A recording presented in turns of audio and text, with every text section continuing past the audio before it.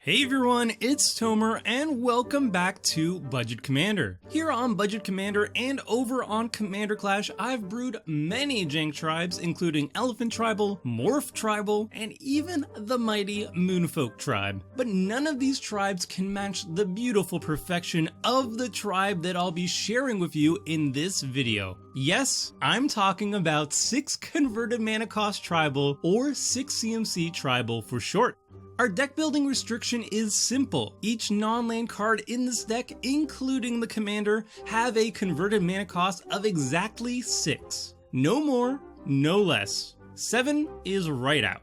Why 6 CMC? Well, 5 CMC Tribal would be too easy, and 7 CMC Tribal is, of course, absurd. The idea of building a deck composed entirely of 6 CMC cards sounds completely unplayable at first, but I promise you that this deck is actually way better than you think, and you can absolutely win games with it, which I've even done myself on Commander Clash, so stick with me here and I promise you it'll be worth it. There are a lot of viable options for 6 CMC Tribal when it comes down to choosing a commander, and each one plays a big role in how you end up building your deck. For example, you can build around Ramos' Dragon Engine to gain access to all 5 colors and therefore all 6 CMC cards and all lands that are legal in Commander, or choose Intent the Dreamer as a repeatable source of card advantage in Ramp, or focus heavily on non-creature spells with Narset Enlightened Master, perhaps chaining together extra turn spells like Karn's Temporal Sundering and Part the Water Veil.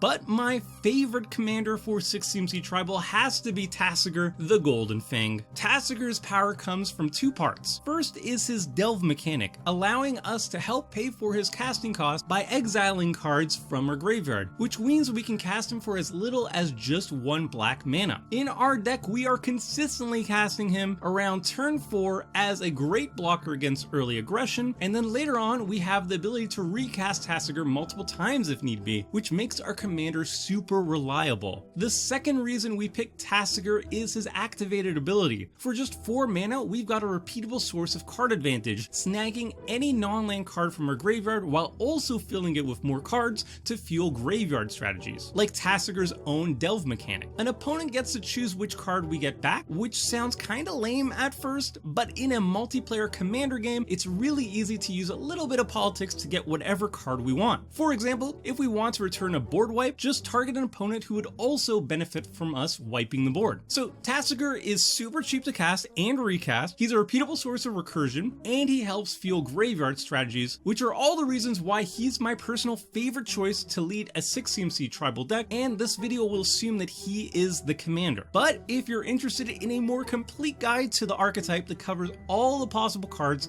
and commanders, then check out the accompanying article in the video description since I go way more in depth there. For this video, I'll talk about the mana base, including land count and ramp, removal, card draw, tutors, and the best ways to win the game.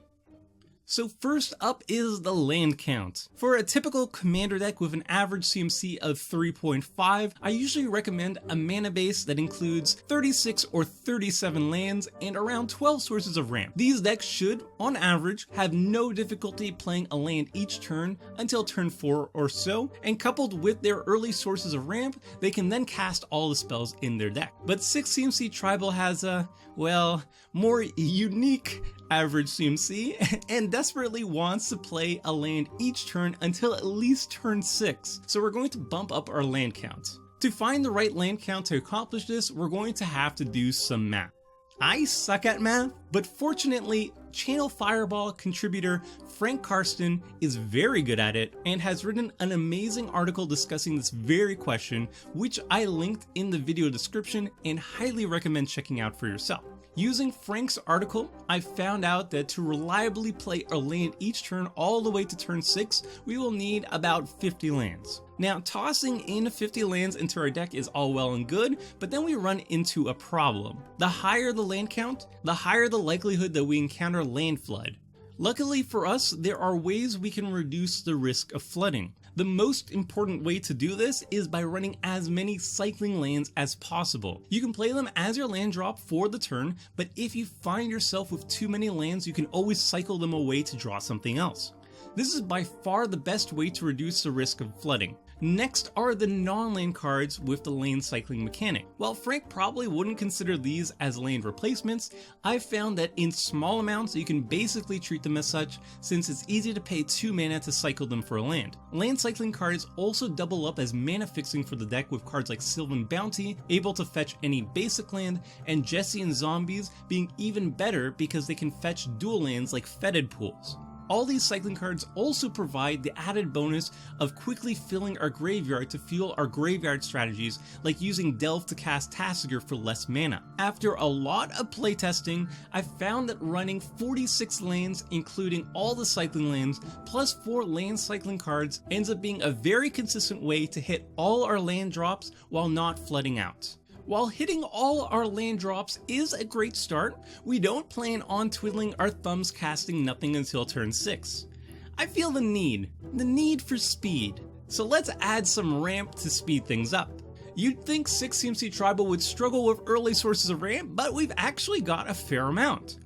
Myriad Landscape and Blighted Woodland both ramp while mana fixing. Zoetic Cavern can be played as a land drop or as ramp by casting it as a morph creature and flipping it over, and Ancient Tomb straight up just taps for 2 mana. It's really good.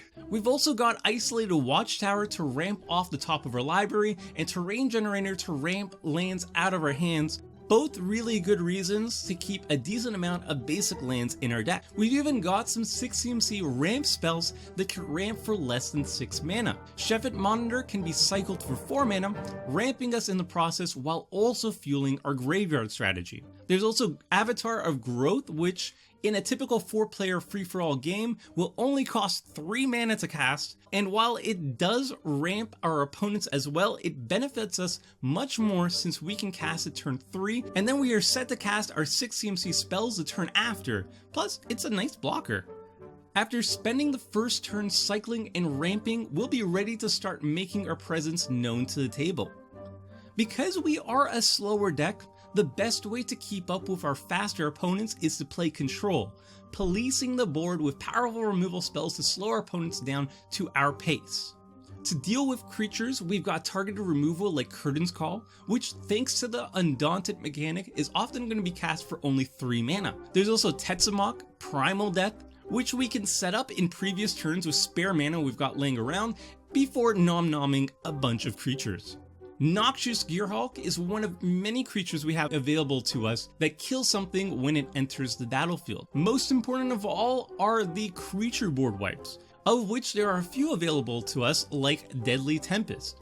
Since our opponents are likely to cast far more creatures than us, these board wipes not only slow them down, but always make sure that we come up ahead since we lose a lot more than anyone else.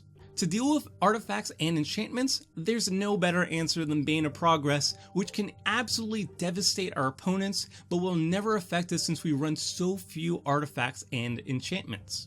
Steel Hellkite is another great source of removal, being a repeatable source of removal, and dealing some good damage in the process. We could also bounce any problem permanents with Dream Eater and fill our graveyard in the process, or with Aether Snipe, which we can even evoke for just 3 mana. To really get ahead of the rest of the table, we're going to need to draw cards, and lots of them. Check out these all natty ways for our hand to cultivate mass and get super swole. Consecrated Sphinx and Sire's Stagnation are well known to Commander players for drawing an absurd amount of cards if our opponents cannot kill them immediately, and are just as great here as they are anywhere else. For options specific to this deck, Interpret the Signs is all but guaranteed to scry 3 and draw 6 cards for 6 mana, and Grim Flowering similarly draws us a ridiculous amount of cards since we're quick to fill our graveyard with creatures. As for tutors, here we get truly spoiled, and these are probably my favorite cards in the entire deck. We have 2 Transmute cards in our deck, Ethereal Ushers and Netherborn Phalanx. We can discard them and pay 3 mana to tutor up any 6 CMC card, which happens to be every single non-land card in our deck. This is bananas! Besiege the Queen is another all-star. As soon as we have 6 lands in play, we can cast Besiege to get any card in our deck for just 3 mana. There are other tutors available to us, but these 3 are undoubtedly the best. The last part of the deck to cover are the win conditions. We've got a lot of efficient beaters that can occasionally just win the game on their own. Omnixilis Unshackled is absolutely insane, severely punishing opponents for ever searching their library, even if it's just to crack a fetch land. Progenitor Mimic gets out of control fast, making a clone of the best creature each turn until it's dealt with. Massacre Worm is a small board wipe that can quickly drain opponents out whenever their creatures die. Rexiel, the Risen Deep, hits hard, but also casts the best instants or sorceries out of the opponent's graveyard for free. If left alone, these cards just end games, but we can do even better. There's plenty of reasons to fill our graveyard full of creatures, with the biggest payoff being Twilight's Call. I highly recommend running all the cycling creatures available to us like River Serpent and the land cycling cards I mentioned earlier. If you do this, then New Perspectives is a perfect inclusion as well, drawing us cards and making all the cycling costs free. We have additional ways to fill our graveyard with bodies like Deadbridge Chain, which also is a nice reanimation engine in the deck as well. All these cards make it easy for us to have a ton of creatures in our graveyard, which we can then reanimate all at once with Twilight's Call. We can even do this at instant speed, the end step before our turn, if we pay 2 extra mana and launch an immediate surprise attack. Still not satisfied? How about the classic Mike and Shrike combo? With Mikaeus the Unhallowed and Triskelion on the battlefield, simply ping an opponent with Triskelion, then ping itself twice to kill itself. Since it dies without any +1/+1 counters on it, Mikaeus returns it to the battlefield. Repeat this process to deal infinite damage. If both combo pieces are in the graveyard, we can put them immediately into play with Twilight's Call or Ever After. Finally, Sorin Markov is usually considered a jerk move in polite company, but 6 CMC Tribal is above such petty codes of conduct. Play Sorin, drop someone's life total to 10, and then swing for lethal. With all the cards discussed, here are the sample deck lists. The first list is currently $50 US. Our deck is loaded with removal to control the board, while we also draw tons of cards. Eventually we win with any of our big beaters, or stealing opposing creatures, or by reanimating our entire graveyard with Twilight's Call. The second list is currently $100. We've added the Mike and Shrike combo along with better ramp with Avatar of Growth, and better board wipes like Bane of Progress and Deadly Tempest. And finally, we have the budget list version. Our lands got a massive upgrade with cards like Ancient Tomb, and we've added a bunch of expensive fetch lands and dual lands. We've also got better card draw with Consecrated Sphinx, better beaters with Omnixilis Unshackled, better ramp with Mana Reflection, and additional ways to win the game with Sorin Markov and Massacre Worm. This, dear viewers, is what perfection looks like. And that's it for Budget 6 CMC Tribal. I hope you enjoyed my take on the archetype under Tasigur, and if you're interested in a more in-depth look at the archetype, including all card options for all 5 colors, check out the accompanying article in the video description. I do read all the comments, so if you have any feedback or suggestions on what to do in the next video, please let me know. And until next time, see ya! Thanks for watching the video.